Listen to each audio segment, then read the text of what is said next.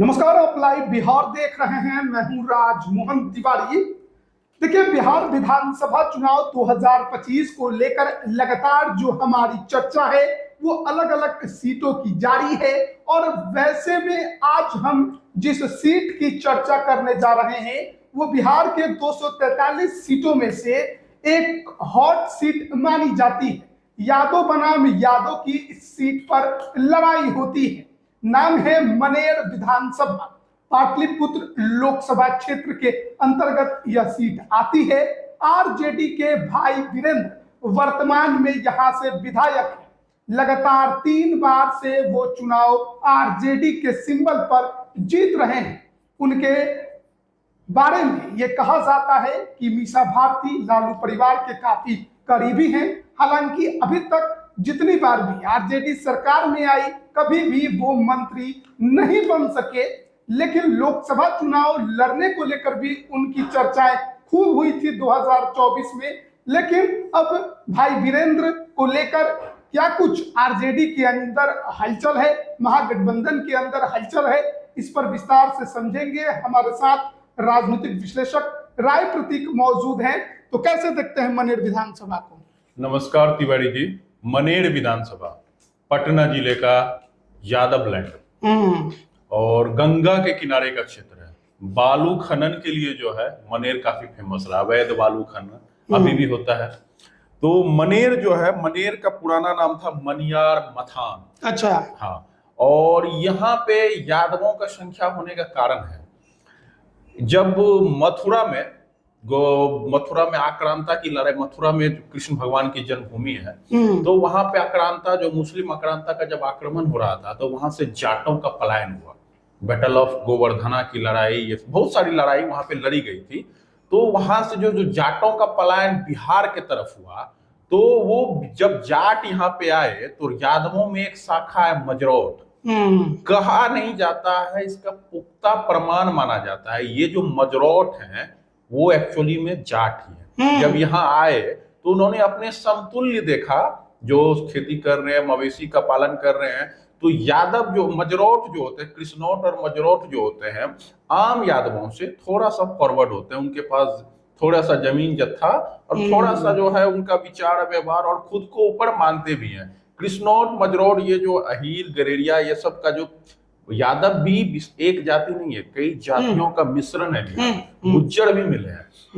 तो इसकी चर्चा हम बात करेंगे। संख्या ज्यादा होने का कारण ये यादवों का, और ये मनेर शरीफ नाम से मुस्लिमों, बिहार में अगर सबसे पहले इस्लाम कहीं पे प्रगाढ़ हुआ, इस्लामों का एंट्री हुआ बिहार में, तो सबसे पहले मनेर आया।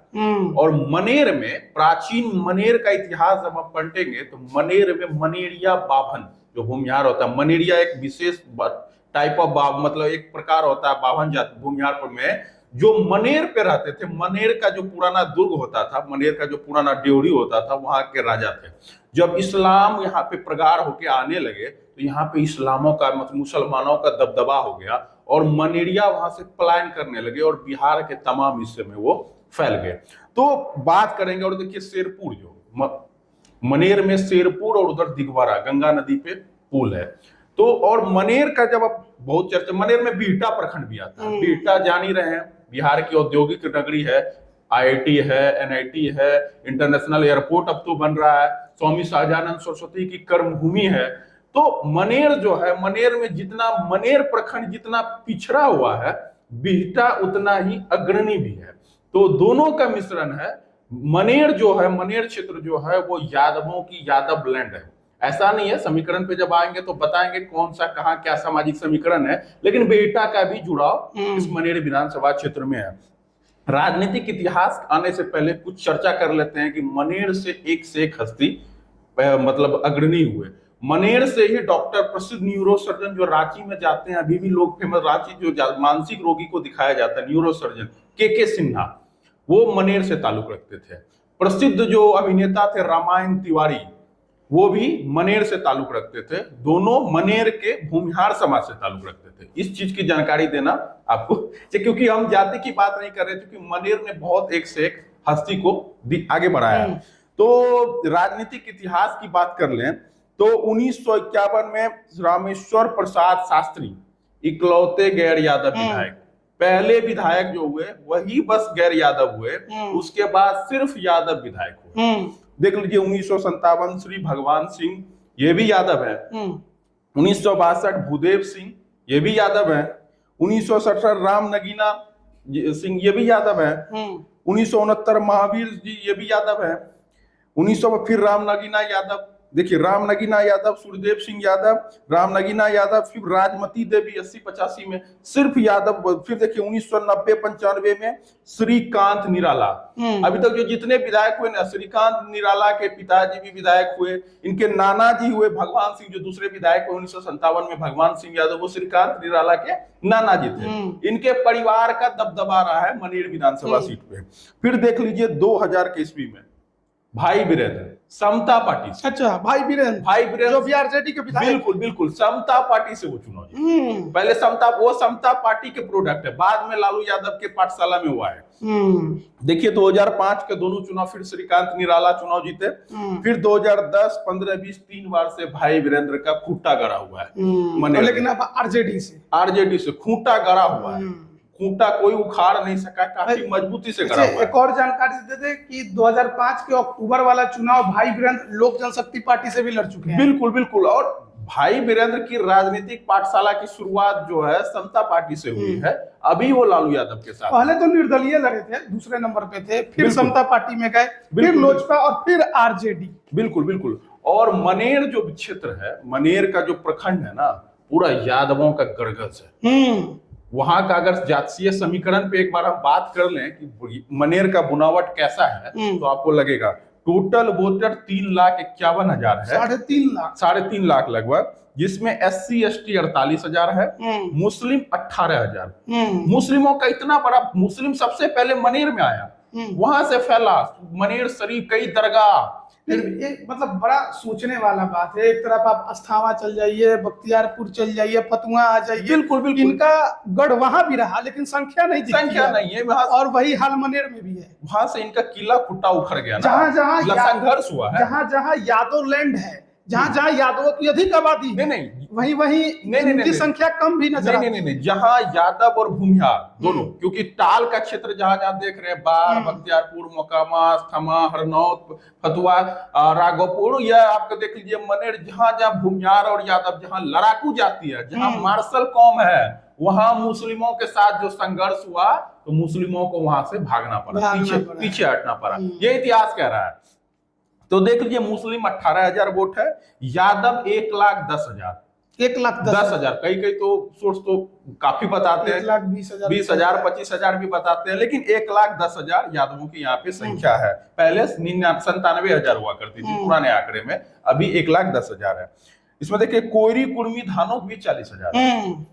उसके बाद देख लीजिए भूमिहार, ये भी 40,000 है, क्योंकि बिहटा का जो पूरा क्षेत्र आता है भूमिहार डोमिनेटेड, आपका जो अमारा, कंचनपुर, पैनाल, पूरा बिहटा ही आता है ना। बिहटा तो भूमिहारों का एक मजबूत दबदबे वाला क्षेत्र रहा है। इसके जुड़ाव होने के वजह से जो है बिहटा पे, मतलब ये मनेर विधानसभा क्षेत्र में भूमिहारों का 40,000 वोटर है, और मनेर प्रखंड में भूमिहार 12,000 मात्र है। शेरपुर है, आपका कित्ता 74 है, और भी कई गांव, तिवारी टोला है, तो बाद में बात करेंगे। उसमें राजपूत भी 17,000 है। 17,000 राजपूतों की संख्या यहाँ पे 17,000 है मनेर विधानसभा क्षेत्र में। हाँ, अदर फॉरवर्ड भी 5-7,000 है, जिसमें ब्राह्मण है, कायस्थ है। ब्राह्मणों की संख्या सीमित है, किसी सवर्णों के गांव में ब्राह्मणों की संख्या है।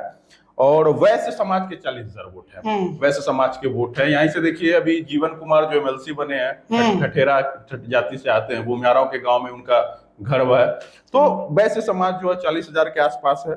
फिर अदर OBC BC भी है, गंगा नदी के किनारे का क्षेत्र है, कुछ मल्ला बिंद भी होंगे, 55 होंगे। 36,000 जो है अदर्स EBC OBC वोटर है। और दावेदारों की मनेर में चर्चा करें तो भाई वीरेंद्र तो खूंटा गाड़े हुए हैं, बिल्कुल, उनका टिकट कटेगा नहीं, और कोई दावेदारी भी नहीं है, वैसा आरजेडी ही लड़ेगी, यादवों का गढ़ है। भाई वीरेंद्र एक तरफ से तो कोई किंतु परंतु नहीं है। भाई वीरेंद्र जिसको भी सामना करना होगा, उसका मुकाबला भाई वीरेंद्र से ही होगा, और मजबूत नेता है भाई वीरेंद्र। मतलब सोचने वाली बात एनडीए के लिए है, एनडीए के लिए है। वैसे कांग्रेस में एक और दावेदार है, लेकिन कांग्रेस कोई सीट जाने वाली नहीं है। अमारा के हैं, भूमिहार है, अशोक गगन है, कांग्रेस के बड़े नेता है, कई सारे कॉलेज है, इंजीनियरिंग कॉलेज है, मेडिकल कॉलेज वगैरह है। तो वो दावेदारी करते हैं। उनके भतीजे सुमित सनी एनएसयूआई के प्रदेश अध्यक्ष रहे, अभी जिला अध्यक्ष है पटना ग्रामीण के कांग्रेस के, तो दावेदारी करते हैं, लेकिन मनेर से कोई पत्ता गलने वाला वैकेंसी नहीं है, या यादव लैंड है, यादव ही चुनाव लड़ेंगे। भाजपा से देख लीजिए श्रीकांत निराला, अच्छा, पूर्व विधायक, इनके परिवार के कई लोग विधायक रहे हैं, नाना रहे हैं, पिताजी रहे हैं, और भी कई लोग। अब भाई वीरेंद्र को पटकनी दे चुके और पुराने पहलवान है, और अभी हाल के दिनों में भाजपा में ही आगे, लोकसभा चुनाव के समय भाजपा में आ गए थे। सबसे बड़ी बात यह है कि ये भाजपा में ही थे। 2015 में भाजपा के टिकट पे चुनाव भी लड़ा, बिल्कुल, लेकिन 2020 में टिकट कट गया। तो अब इसके भी पीछे की कहानी ये बताई जाती है कि टिकट कटवाने वाले रामकृपाल यादव, बिल्कुल, लाने वाले भी वही है, रामकृपाल यादव। तो देखना होगा श्रीकांत निराला को क्या होता है। रामकृपाल यादव खुद चुनाव हार चुके हैं। चर्चा तो रामकृपाल यादव की भी है मनेर से, बहुत बड़ी चर्चा हो रही है। मनेर और दानापुर दोनों क्षेत्र, नहीं दानापुर में तो कुछ नया स्ट्रेटजी है, लेकिन अब दानापुर चर्चा दानापुर और मनेर दोनों में है। दानापुर में भाजपा की कुछ और स्ट्रेटजी भी चल रही है, लेकिन मनेर में है एक मजबूत यादव पहलवान की तलाश है, जो कि भाई वीरेंद्र जैसे शख्सियत को पटकनी दे सके। और भाई वीरेंद्र को पटकनी देने की कुव्वत फिलहाल कोई हैवीवेट चेहरा है दिख रहा है भाजपा के अंदर, तो वो खुद रामकृपाल यादव ही है, क्योंकि भाई वीरेंद्र का खुट्टा मजबूती से गड़ा हुआ है। और हाल के दिनों में बिहटा में भी नया डेवलपमेंट हुआ है ना, बिहटा में विस्तार हो रहा है ना, पटना शहर का विस्तार हो रहा है, भाजपा के वोटर बढ़ रहे हैं। मैंने क्यों बोला कि वैसे समाज 40,000 हो गए, भूमियार समाज 40,000 हो गए, पटना का विस्तार हो रहा है। ठीक इसी प्रकार देख लीजिए फुलवारी शरीफ का, जो फुलवारी शरीफ विधानसभा है, वहां भी यादव वोटर 70,000 प्लस ही होंगे, वहां भूमियार भी 40,000 हो गए। कारण है ना विस्तार हो रहा है। आपका जो ये अनिसाबाद बेउरजोल के आसपास एक गांव का मुखिया सब जीते हुए आके 5-5 हजार की संख्या। अब ग्रामीण भी है ना, जो आपका फुलवारी शरीफ जो प्रखंड है, उसका जो पश्चिम क्षेत्र जो नौबतपुर से जो जुड़ता है जिसका सीमा, वहां भूमियारों का सिर्फ लोकल आबादी जो है 15,000 के आसपास है, जिला पार्षद भी जीतते हैं। और जबकि पुनपुन प्रखंड है, वहां भूमियार नहीं है, 2-3 हजार भूमियार, वो सब यादव का और पिछड़ी जाति का क्षेत्र है। तो जब फुलवारी की जब हम चर्चा करेंगे तो फिर फुलवारी की चर्चा करेंगे। फिलहाल मनेर में रामकृपाल यादव का भाजपा के भीतर डिमांड है, चुनाव लड़ाया जा सकता है। और बेटे अभिमन्यु यादव लोजपा से फतुआ में अलग राजनीति कर रहे हैं, हालांकि लोजपा में वो भी शामिल नहीं हुए हैं, अलग राजनीति फतुआ में चल रही है। लेकिन रामकृपाल यादव को ही उतारा जाए, अगर भाजपा के भीतर चल रहा है, तो भाई वीरेंद्र जैसे चेहरे को कड़ा संघर्ष भी मिलेगा, हो सकता है पटकनी भी दे दिया जाए। तो ऐसा नहीं है कि सिर्फ रामकृपाल यादव भी है, निखिल आनंद भी है, पुराने प्रत्याशी 2020 में लड़े, प्रवक्ता रहे थे, अभी तो शायद ओबीसी मोर्चा के राष्ट्रीय टीम वगैरह में है। तो निखिल आनंद भी है, युवा चेहरा है, और निखिल जाति से यादव ही है, सब हर कोई यादव है, यादव की सीट है। मनेर में यादव के अलावा किसी और की चर्चा नहीं है। देखिए ना, एक भूमियार दावेदार भी है आशुतोष सिंह, पटना ग्रामीण के जिला अध्यक्ष रहे, काफी एनर्जेटिक रहे हैं, नेता, बहुत सिंसियर नेता है। क्या कीजिएगा, यादव काम भी बहुत किया है, काम भी बहुत किया। अब जहां 1,10,000 भूमियार है, यादव है, वहां 40,000 भूमियार क्यों लड़ाया जाएगा? जैसे राघोपुर फतुआ की सीट थी, तो मैंने उस समय भी चर्चा किया था, मनेर में क्यों किसी भूमियार को लड़ाया जाएगा या किसी वैसे को लड़ाया जाएगा? जिस सीट पे लाख से ज्यादा यादव समाज के वोटर हैं, तो वहां पटकनी देने के लिए किसी मजबूत यादव को ही खाते में डाला जाएगा। तो निखिल आनंद भी है, आशुतोष सिंह भी है, लेकिन दावेदारी कमजोर है। श्रीकांत निराला भी है, रामकृपाल यादव भी है, आईएएस अधिकारी की भी चर्चा है। हाँ, शिवनंदन सिंह है, वो भी पूरा आईएएस अधिकारी है, वो भी यादव है, हर कोई यादव भी है ना। ये नाम के आगे जो टाइटल जो सिंह लग जाता है ना, लोग थोड़ा कंफ्यूज नहीं, हाँ कंफ्यूज करते हैं। यहाँ तो सिंह यादव वाले बहुत सारे, यहाँ तो फतुआ में भी थे, राघोपुर में भी थे, दानापुर में भी, तो सिंह यादव वाला तो इस जगह का प्रचलन रहा है यहाँ के यादवों का। सिंह के साथ यूपी में देख लिए मुलायम सिंह यादव, तो सिंह यादव लगाने का प्रचलन है। क्योंकि यादवों में भी एक है ना उमंग, हम भी मार्शल कौम है, क्योंकि एक समय प्रचलन ऐसा चला कि जो खुद को मार्शल थोड़ा भी समझते थे, वो सिंह सरनेम यूज कर लेते थे। बाकी जमींदार सरनेम तो बहुत, लेकिन ये जो सिंह सरनेम है, ये मार्शल सरनेम तो आपको क्या लगता है, क्योंकि 2015 में श्रीकांत निराला यहाँ से बीजेपी के कैंडिडेट थे, पूर्व विधायक 4 बार के हैं, 20 में उनका टिकट काट दिया गया, अब ऐसे में 25 का चुनाव है, कई दावेदार जरूर है, लेकिन क्या निखिल आनंद को बीजेपी रिपीट करेगी, उससे फायदा है, या पुराने पहलवान श्रीकांत निराला पर्दाव खेलेगी, या रामकृपाल यादव की चर्चा हम नहीं करते, पहले श्रीकांत निराला और निखिल आनंद की बात करते हैं।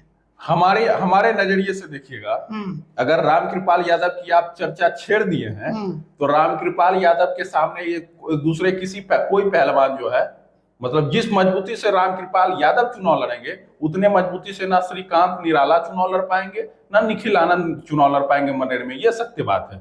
दोनों पुराने पहलवान लड़ चुके हैं और हार चुके हैं।